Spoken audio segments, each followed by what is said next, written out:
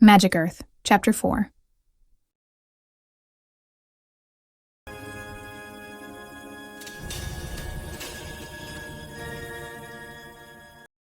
The hall was still. The sound of swords that had been dancing in the air had ceased, as if time itself had stopped. The silence was so dense one could hear the hesitant crackle of the torches on the walls, the distant drip of melting water beneath the ice-coated windows. The blades, suspended mere inches from Theodore Vance's chest, remained frozen in the air, motionless, trapped in an instant that defied all known laws. The stranger, the man with the cold gaze and an almost impossible presence to sustain, stood fixed. His gray eyes, previously firm and impenetrable, now reflected something new: surprise.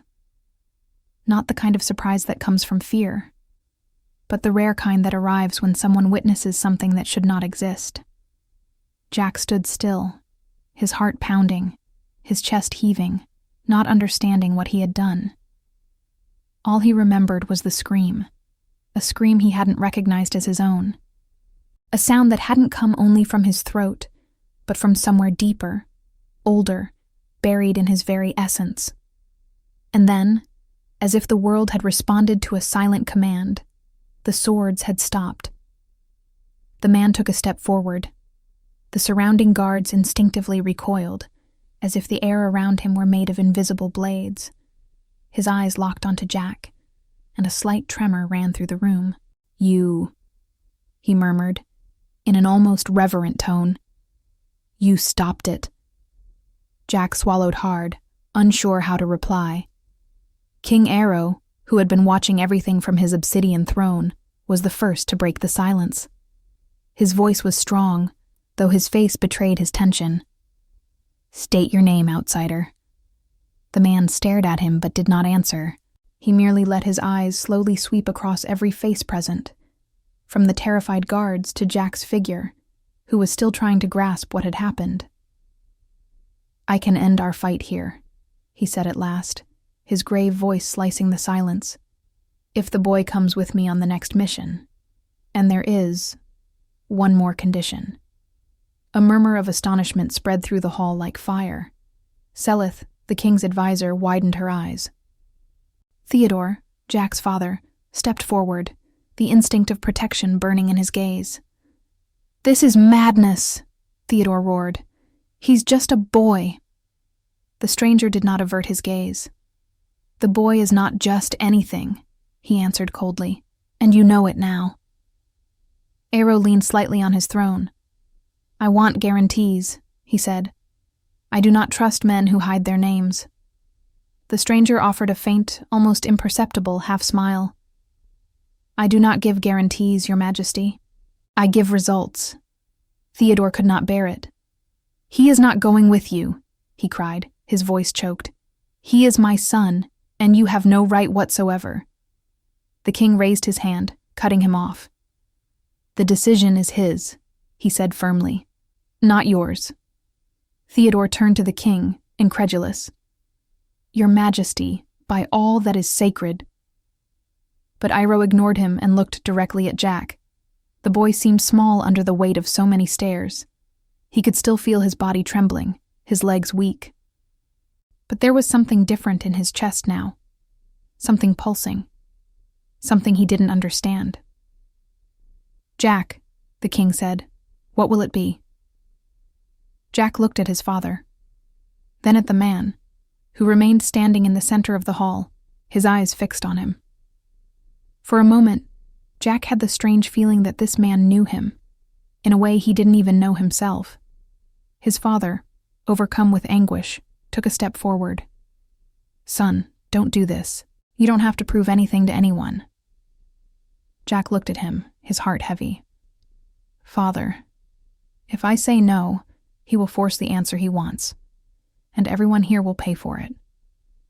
The stranger raised his chin, satisfied. "You learn fast, boy."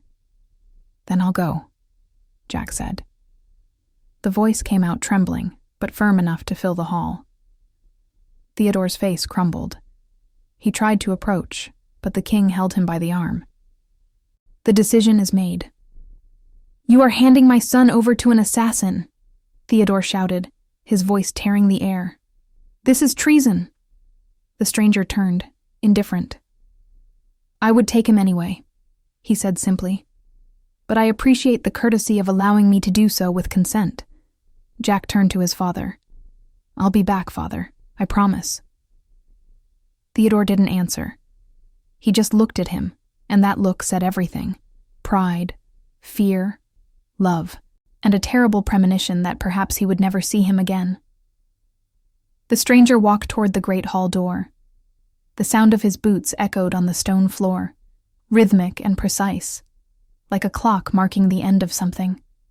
Outside, a deep roar echoed in the skies. The dragon. The windows rattled. For an instant, everyone saw its colossal shadow cross the courtyard, and then vanish. "Your monster seems restless," the king said cautiously. The man looked over his shoulder. He does not like audiences. And without another word, he left the hall. Jack followed him. The door slammed shut behind them with a sound that was like a lid being brought down on a sealed fate. Inside, Theodore fell to his knees. King Iroh closed his eyes. Seleth approached the monarch, whispering, "Did you do the right thing?" Iroh took a moment to answer. "We shall find out," he said, his voice heavy, "when the North replies." Dawn was pale, as if the sun were afraid to rise over Eldoria. The wind swept the inner courtyard, wiping away the night's footprints. Jack passed through the gate beside the man, feeling his stomach clench with every step that took him farther from his father. There were no goodbyes at the gate, no words of comfort, only the creak of wood, the crackle of ice on the hinges, and the dry sound of the stranger's boots marking a rhythm Jack did not know. A merciless cadence that seemed to exist long before the kings, even before the cities. The dragon did not accompany them.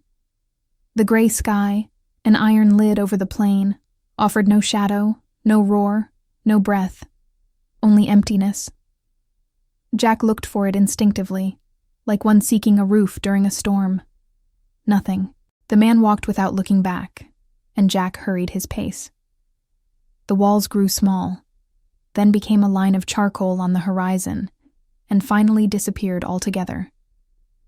The northern road was not really a road. It was a succession of white crusts, hard as stone, occasionally cut by thin cracks of ice that whispered when someone passed. The wind gave the illusion that everything was moving. The snow, the sky, the shadows. But there were only two things in actual motion. The two travelers. At first Jack tried to count his steps, but his mind tired before his legs. The cold seeped through his gloves, climbed up his arms, and settled in his chest. Breathing hurt.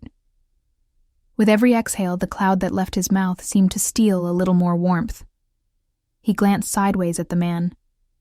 No shiver, no deeper sigh, nothing. He walked like an idea, not a body. "If you are taking me to my death," Jack said, when his tongue already felt like wood, "at least tell me your name." The man did not answer. He neither sped up nor slowed down. Jack thought perhaps he had not heard. He repeated, louder, "Your name." The same absence of reply. The wind carried the syllables away, tearing them in the air. For a moment Jack felt ridiculous, a boy asking the winter to answer. He swallowed the rising anger. There was something in the man's silence that was neither cruelty nor contempt. It seemed like discipline, as if every word came at a cost, and he only paid the price when it was worthwhile. Hours later, the ground subtly changed. The absolute white was scarred by thin bluish veins, like nerves beneath the skin. Jack remembered what Seleth called that on the council's old maps, the veins of ice, places where the cold was not just weather, but an entity. He trod carefully, feeling the surface was slicker, treacherous. The man did not hesitate. "Returning to the north," Jack ventured, farther on. "That's what you said. Returning To the king? If he is still alive. The answer came without drama, without emphasis, like one stating the color of a stone. Jack was silent for a while. The sky was so low it seemed possible to touch it with his fingertips. Birds? None. Trees? None.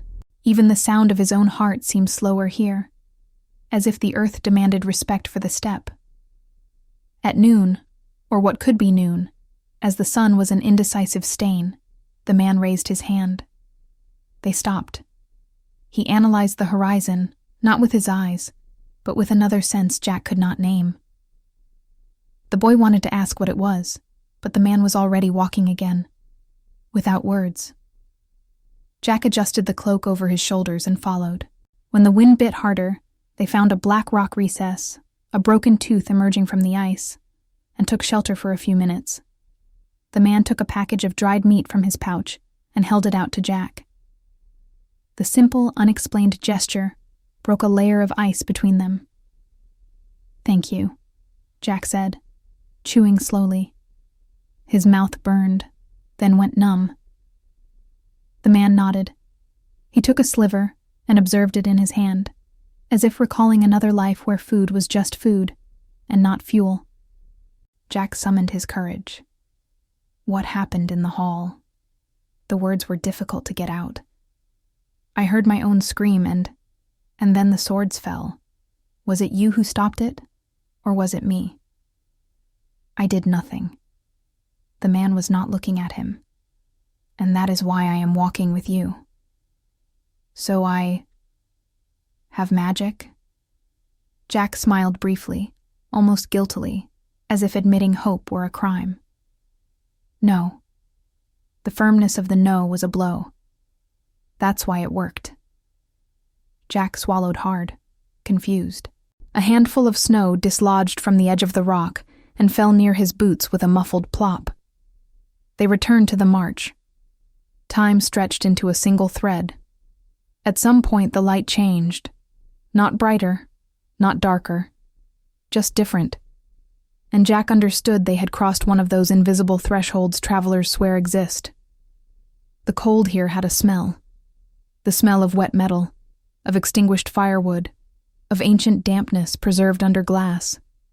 The boy looked back and imagined his father at that moment, perhaps organizing blameless weapons, perhaps just staring at the door that had swallowed him. A fist clenched inside Jack's chest. Farther ahead, small iridescent crystals appeared at the edge of fissures. Jack bent down to touch one, and felt his skin crackle on his finger. He recoiled with a hiss.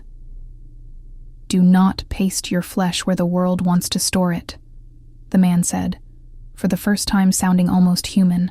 "There are places that collect fools." Jack straightened up, flushed. The man did not smile. He only resumed his pace. The afternoon pushed the sky down even further. The horizon line was so close it caused vertigo. In another rock recess, the man finally spoke something that did not seem like an answer, but advice. When the mind hurts, walk. When the body hurts, breathe. When fear hurts, watch where you step. And when everything hurts. He paused, as if testing his own tongue. Remember that pain is just time passing through the body. Jack repeated the mantra silently, like one testing a bridge. He found he could endure 10 more steps, then 10 more, then 50. Night fell without spectacle. The world simply retreated into a single color. They stopped and improvised a shelter with what they had, a canvas sheet, 2 irons hammered into the snow, their bodies as a wall. The man built a short, minimal fire, which looked more like a memory of fire. The smoke rose in a straight line, as if the air were solid. "What about the dragon?" Jack asked, his voice hoarse from so little speaking. "Why didn't he come?" "Because sometimes what protects us teaches a worse lesson than danger." He tossed a sliver of wood onto the flame. "And because there are places where calling is forgetting to listen." "Listen to what?" "What tries to talk to you before fear does." Jack looked at the ember and saw the shadows of a face that could be his, or his father's, or King Iroh's himself. He closed his eyes, and the shadows all spoke at once, in a language from childhood. He opened them again. They slept in shifts. They woke up with their teeth chattering. In some dream, Jack heard wings, but waking up was always silence. On the third day, or something the body named as such, pale green patches appeared on the horizon. It wasn't vegetation yet. It was the memory of it, piled in depressions in the terrain, where the wind passed more slowly. The man pointed with his chin, and Jack understood without words. The earth was about to change its skin. When the snow thinned, the world opened its eye. Trunks, streaks of true shadow, a subtle smell of leaves that weren't leaves and behaved as such. Jack stifled a nervous laugh. His body was thankful for the change, even if his mind suspected it. The man slowed his pace. Not from tiredness, but from intention. The trees at a distance looked normal. Up close, they lied with decorum. The bark looked like velvet, but scratched like stone. The leaves changed color under one's gaze. Roots insinuated themselves where there were no traps. Jack felt the world saying, "Be careful," in polite voices. "The East," the man said finally. "Mutar." "Will he obey?" Jack asked, not daring to use the word king. "Kings obey what they fear," the man said. "The trick is to remind them what they should fear." The phrase resonated in the same part of the body where the cold kept memories. They walked for a few more minutes, and the space between the trees became a clearing. Green banners, soldiers with perfect posture, spears that shone with a light that did not come from the sky. In the center, an elegant man, with a practiced smile and eyes that measured everything as if the world fit on an invisible scale. Mutar was waiting. The stranger did not stop out of deference, but out of choice. Jack adjusted his coat, took a deep breath, and followed the man into a picture so perfect it hurt. The air smelled of wet leaves and perfume, not a natural perfume, but a created one, designed to charm and confuse. Jack smelled it even before understanding what he saw. Mutar's green kingdom was not just a forest, it was a living illusion. Every trunk seemed to breathe. Every leaf reflected light like colored glass. The ground, covered with moss, had the strange sheen of wet silk. The sound of distant streams mixed with murmurs, subtle laughter, voices that dissolved before they formed. The man ahead, the stranger King Iroh had only called the outsider, walked without hesitation, like one who knew the way even with their eyes blindfolded. Jack followed, struggling not to get lost in what he saw. Sometimes the trees seemed to bend into arches. Sometimes the ground shifted like a rug. But the man kept firm, guided by something beyond sight. Suddenly, the trees opened and revealed a city built entirely of illusion and stone. Towers covered by translucent vines, suspended bridges that floated a few handspans above the ground, supported by beams of green light. In the center, an emerald crystal palace reflected the world in 1,000 fragments. It was beautiful. And false. Everything there seemed to exist to impress, not to last.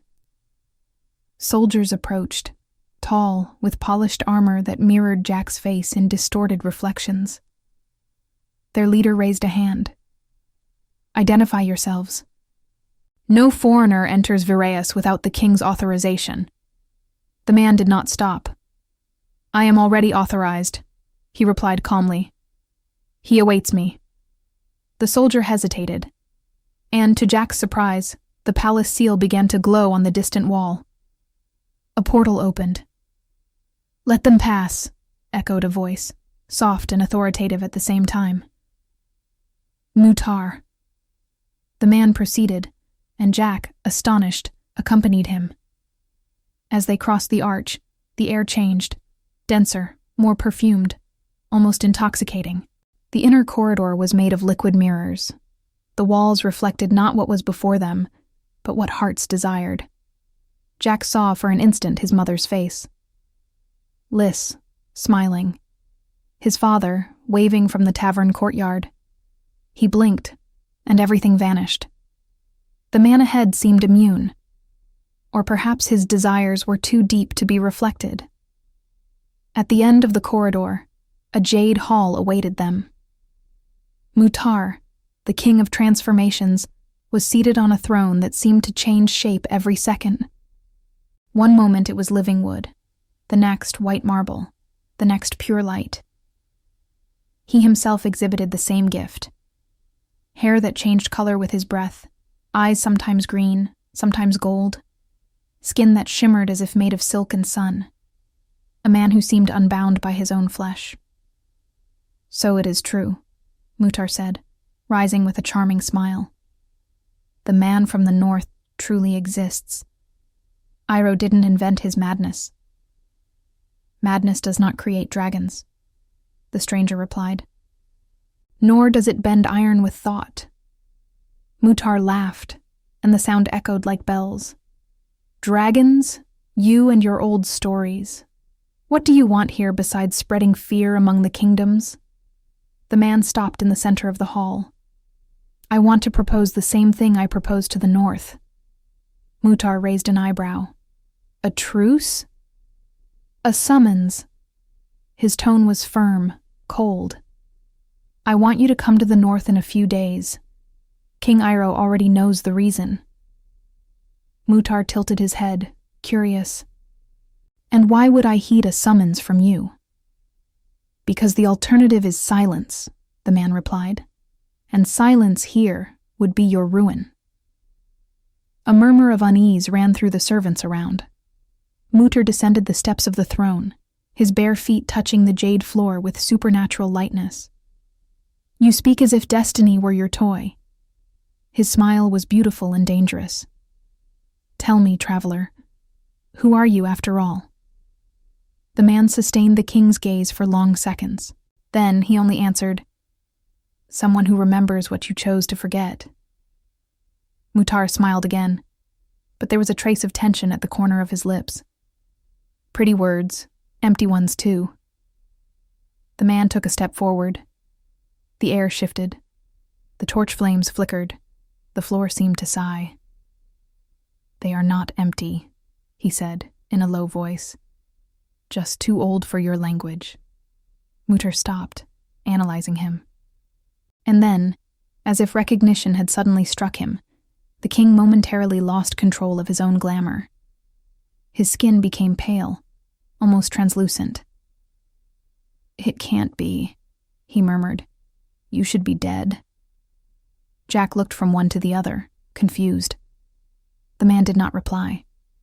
He only said, present yourself in the north in 3 days. Bring what remains of your power, and your judgment. Mutar hesitated, taking a deep breath.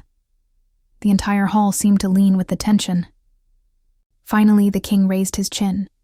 And if I refuse? The man tilted his head slightly, almost gently.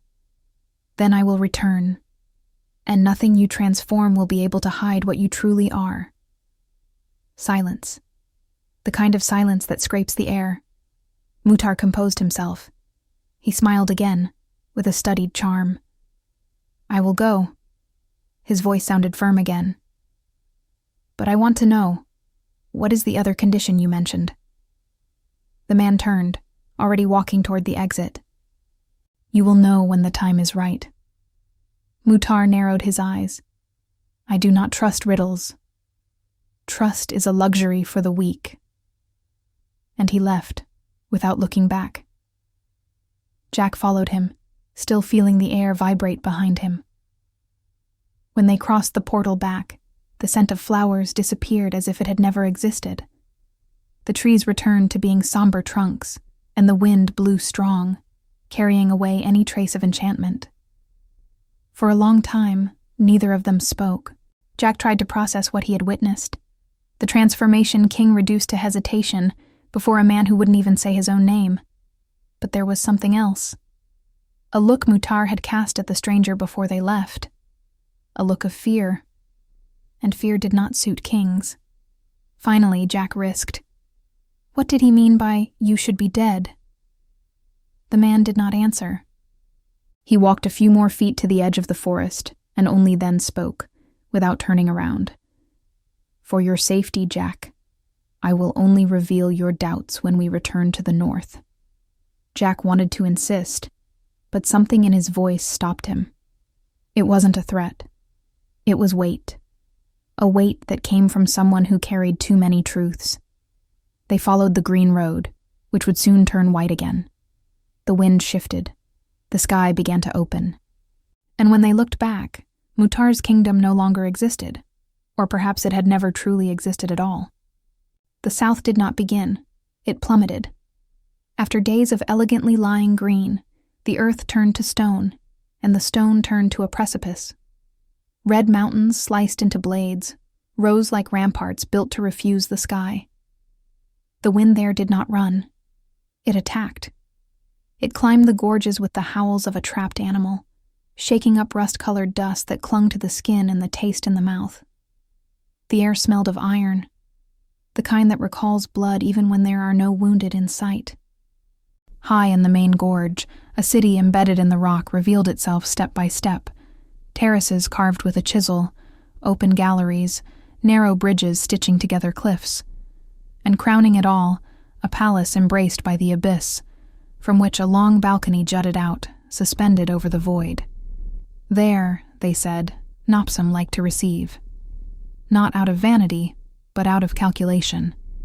Whoever dared to face him also had to face the emptiness beneath their feet. The man and Jack arrived by the goat path, a narrow trail the mountain itself seemed intent on swallowing. Guards in crimson cloaks watched from sculpted platforms, spears pointed downward, in a position reminiscent of claws. No one announced them. No one barred them. A deep blast from a horn ran through the stone corridors, and the terrace doors opened like eyelids. Nopsum was waiting. Thin, with impeccable posture, he wore an unadorned robe that made him seem taller than he was.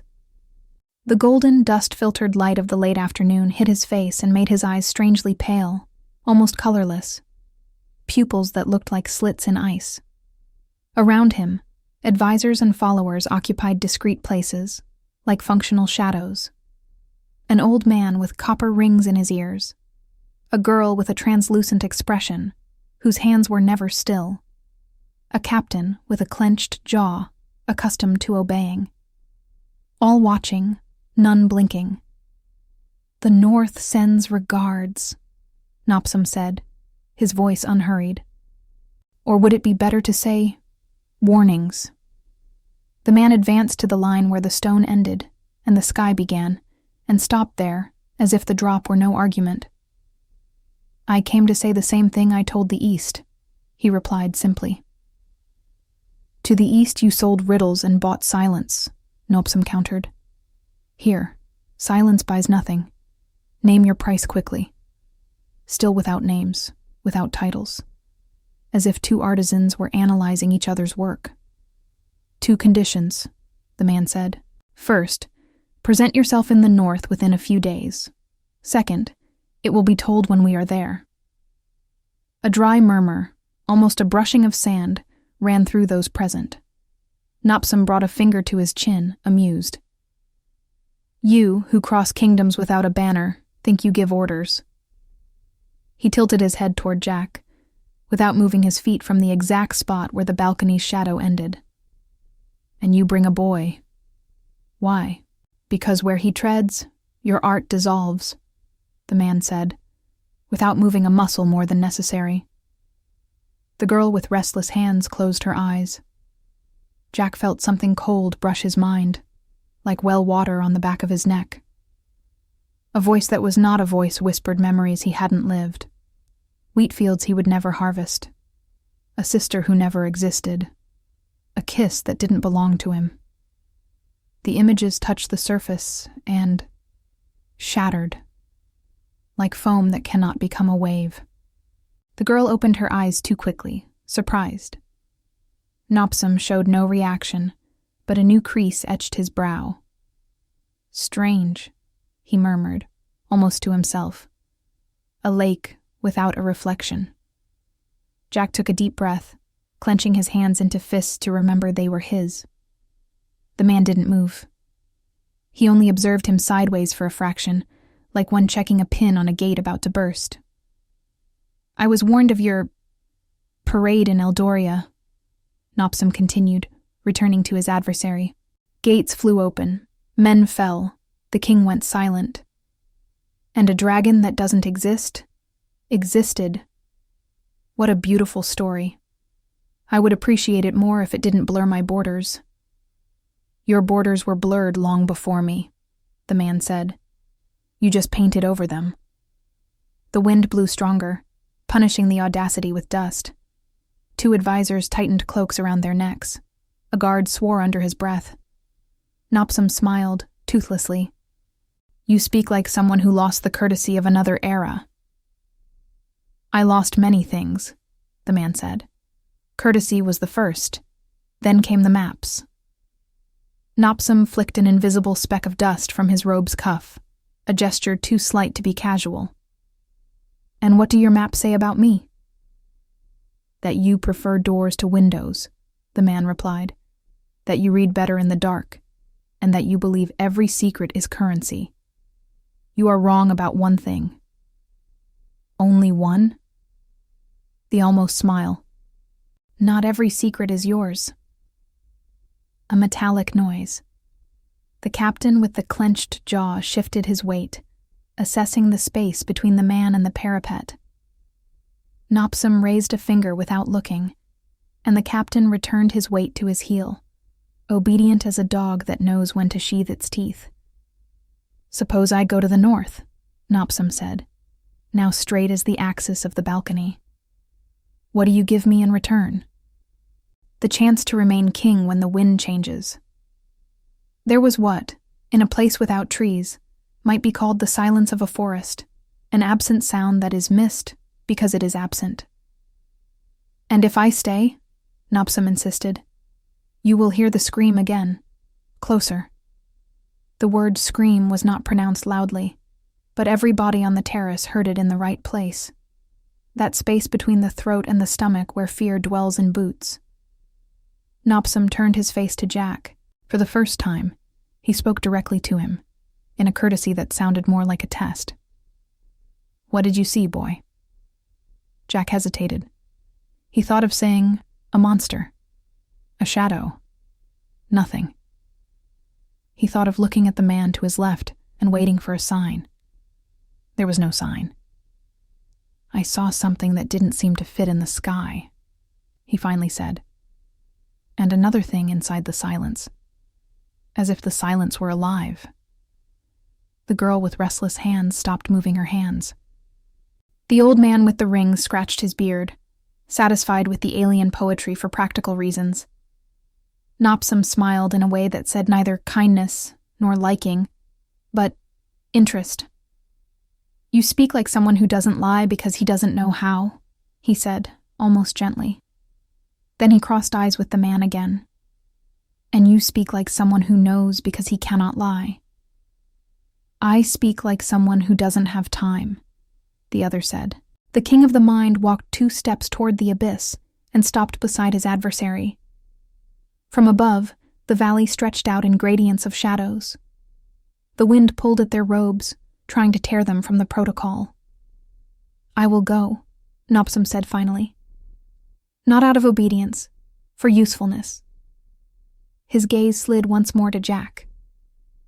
I want to know why my art slides off him like a dull knife on stone. You will find out, the man said. If you arrive in time.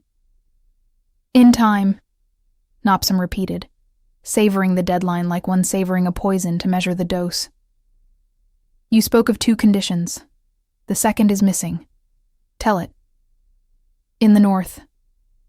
You'll think you're leading me by the nose. Nopsum lowered his voice, almost intimate. Do not get used to it. You are already used to yourself, the man retorted dryly. That is enough for any mind.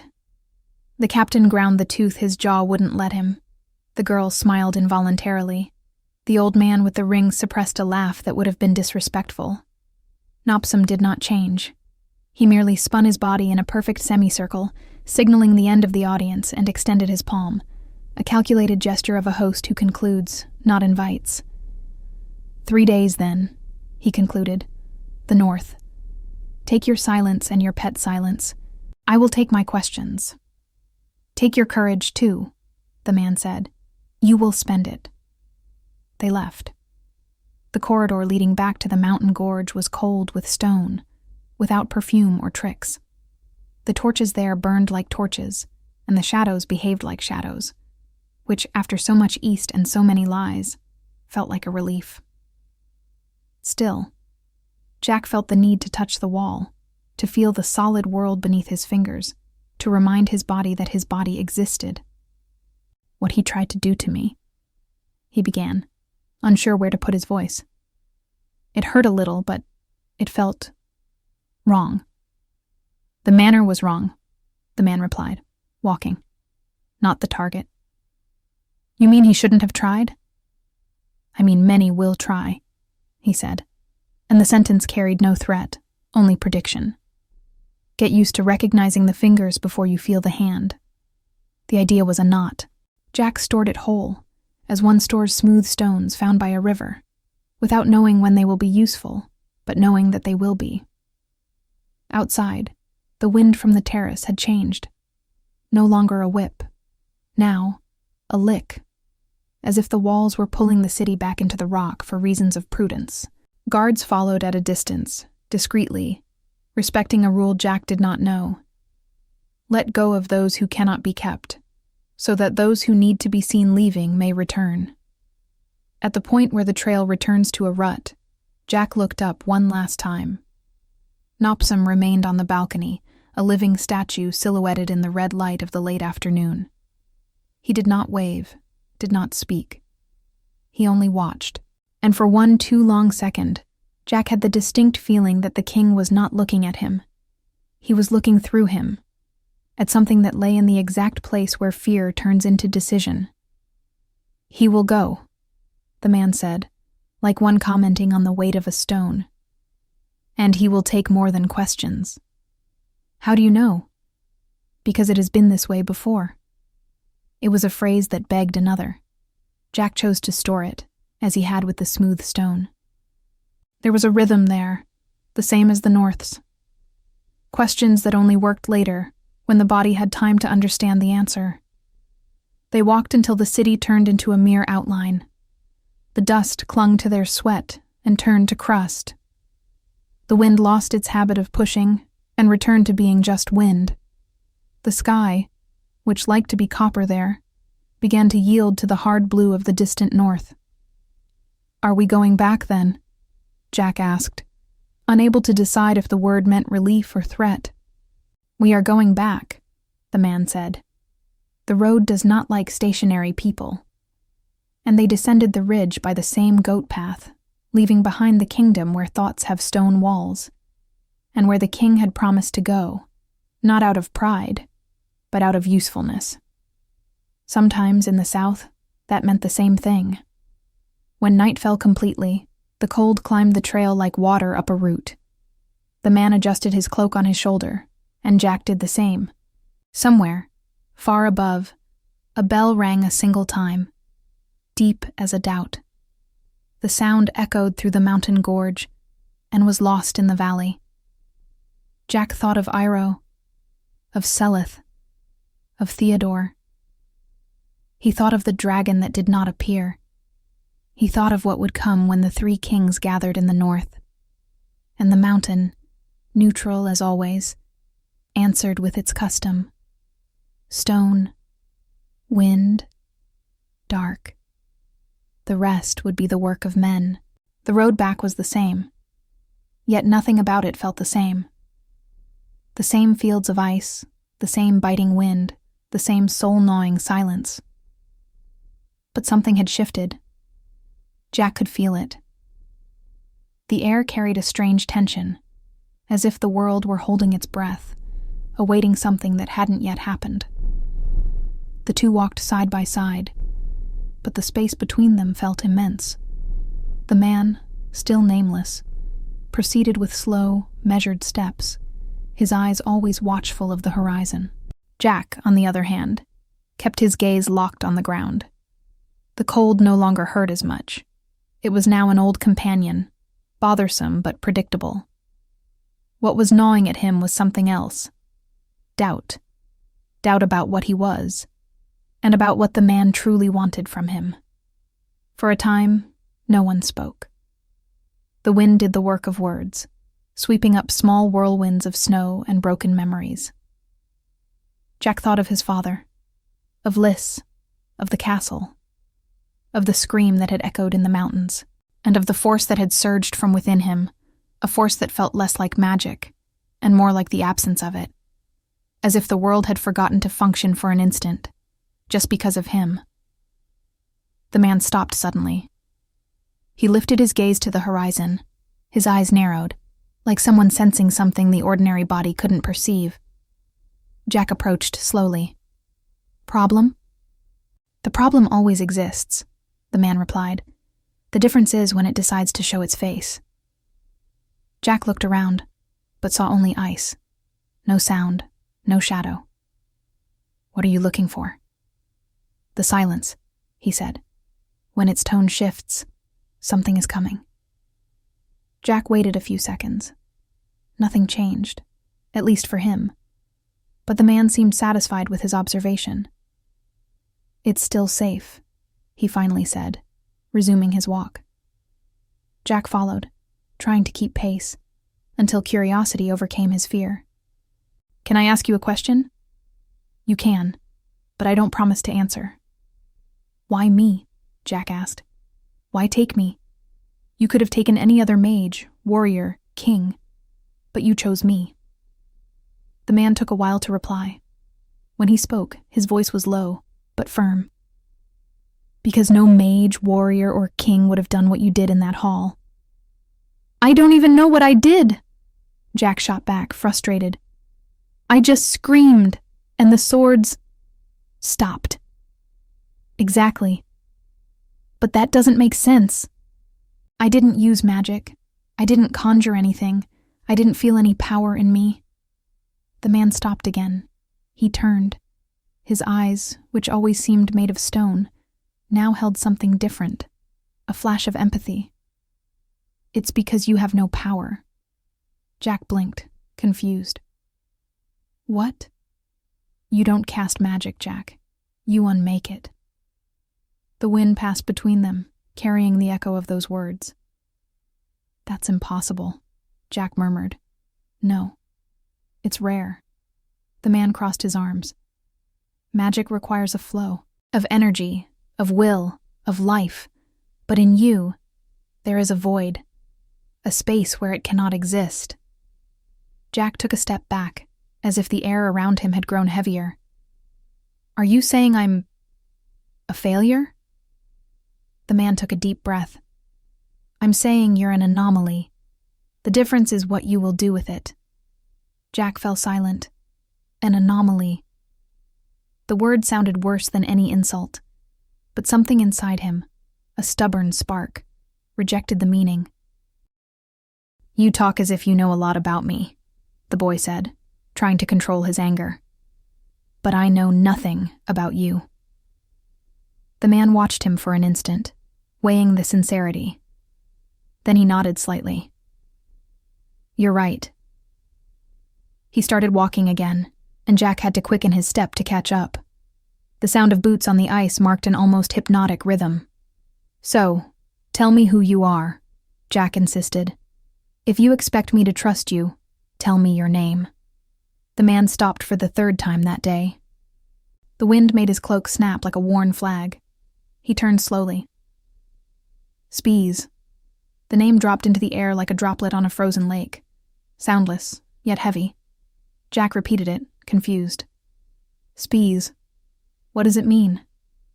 A slight smile appeared on the man's face. Hope? Hope?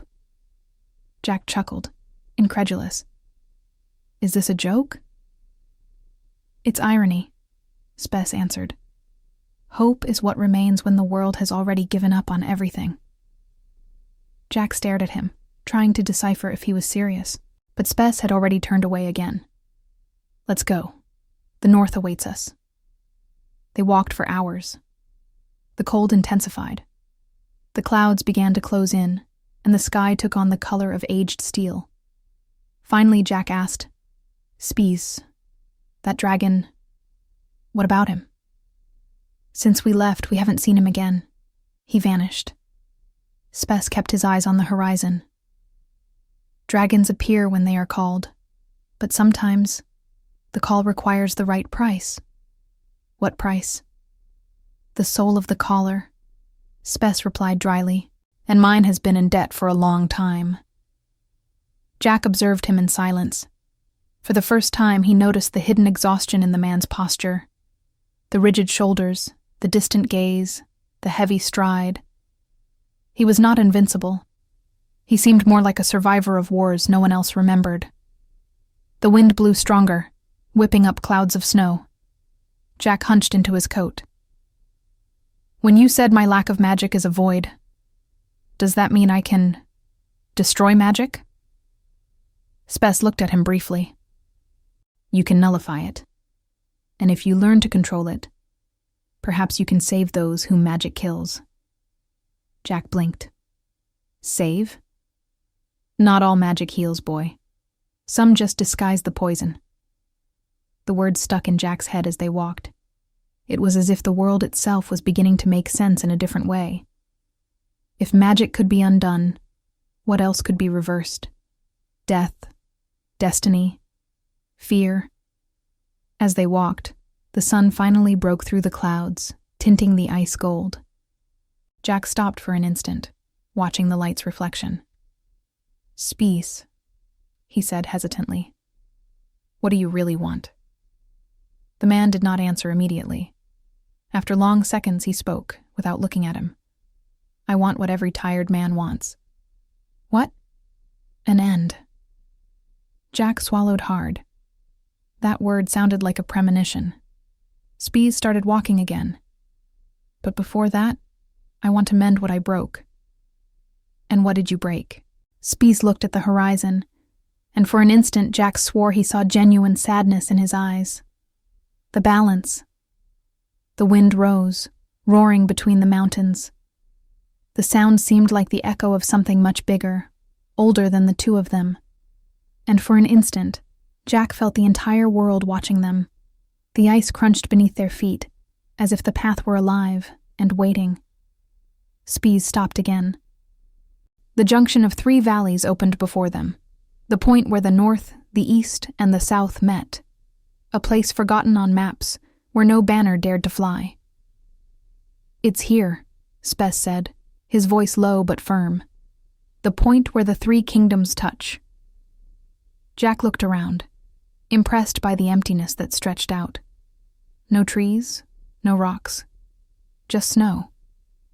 "And now?" Spes took a deep breath. "Now, we wait for the world to show itself." The wind blew differently in that place. It wasn't the ordinary cold of the north, nor the dry heat of the south. It was a directionless wind, as if coming from all sides, or none. The sound it made resembled distant voices, broken whispers that dissolved before reaching the ears. The ground, covered with thin snow, hid the earth's scars beneath it. Ancient cracks, remnants of forgotten battles. Spes stopped in the center of the valley, where 3 tall stones stood. Each one had a different color, blue, green, and red, and a spiraling symbol carved into it. Jack observed them curiously. "Are those borders?" "Markers," Spes replied. "Here, each king's territory ends, and no one's begins." Jack looked around. The place was too silent, even for the north. No animals, no trees. Just the sound of his own heart and the distant rustle of Spes's cloak. "And what happens now?" the boy asked. Spes kept his eyes fixed on the horizon. "Now we will see if they keep their word." Jack raised an eyebrow. "Do you really think they'll come, after everything you did?" "Thinking is not necessary," Spes replied. "Only understanding that fear is the best messenger." The boy crossed his arms. What if they come with different intentions? Spes looked at him sideways, a faint, cold smile on his lips. They always come with different intentions. It's what makes men predictable. Jack sighed, tired. The cold was growing denser, the air heavier. He looked at the sky, a gray mass that moved slowly, like smoke in an enclosed chamber. For an instant, he had the sensation that the entire world was leaning toward that spot. Then, a sound. Distant, low, but growing. The sound of hooves, wheels, and armor. Jack felt his stomach clench. Spes didn't react. He only watched. From the hills, figures began to emerge. First, blurred silhouettes. Then, banners, the blue of the north, the green of Mutar, the red of Nopsum. 3 armies, 3 kings, and all were coming in the same direction. Jack took a step back. They united? Spes nodded slowly. Fear works miracles, boy. The sound of thousands of footsteps echoed through the valley, making the ground vibrate. The armies organized themselves into precise formations, drawing a circle around them. Archers, mages, warriors, all ready, all with their eyes fixed on the 2 men in the center of the snow. Jack swallowed hard. Spes.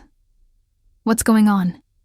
Exactly what I expected, the man replied with deadly calm. They have joined forces to eliminate what they don't understand. One of the columns opened. 3 figures advanced. The kings. Arrow, from the north, mounted on a white horse with silver armor. Mutar, enveloped in a cloak that changed color with his movement. And Nopsum, walking on foot, with a cold, distant gaze. The 3 stopped before them. Iroh was the first to speak.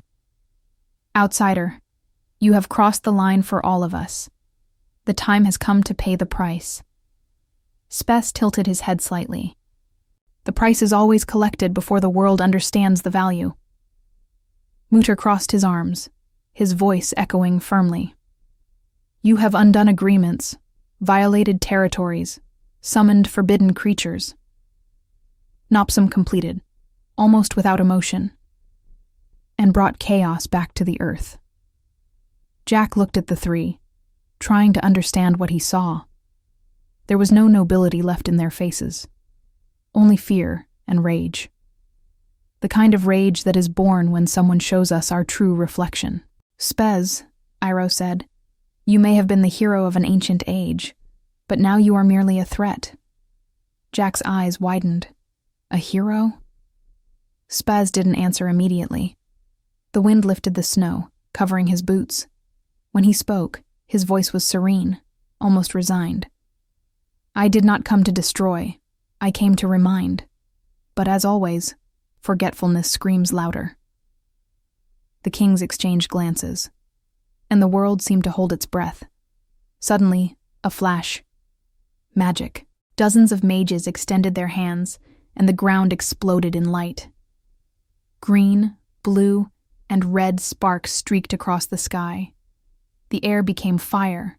The wind turned blade. Jack screamed, throwing himself to the ground. Spes, however, remained standing. The bursts of energy collided against him, and died before they could touch him. The sparks went out, as if plunged into water.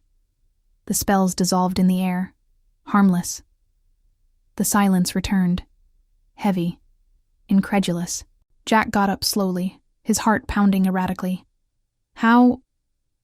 Spes looked at him, and the answer was in his gaze. Jack understood. That same force he carried, the void, had expanded. Magic, in that instant, did not exist. The armies hesitated. Mutar stepped forward, furious. This is impossible. The impossible, Spes said, is just the name you give to what you forgot to comprehend. He slowly raised one of his hands. The gesture was simple, and it was enough for the ground to tremble. The snow rose in whirlwinds, forming a ring around them. The soldiers retreated. The fear was almost palpable. Jack looked at the man, terrified and fascinated at the same time. "Spes! Call the dragon!" he shouted. "You have to!" Spes kept his gaze on the horizon, where the wind was beginning to distort. "I can't." "What?" Jack turned to him, desperate. "Call him! Now!" The man shook his head. His eyes, always so firm, were filled with something Jack had never seen before. Helplessness. "He won't come." End of chapter 4.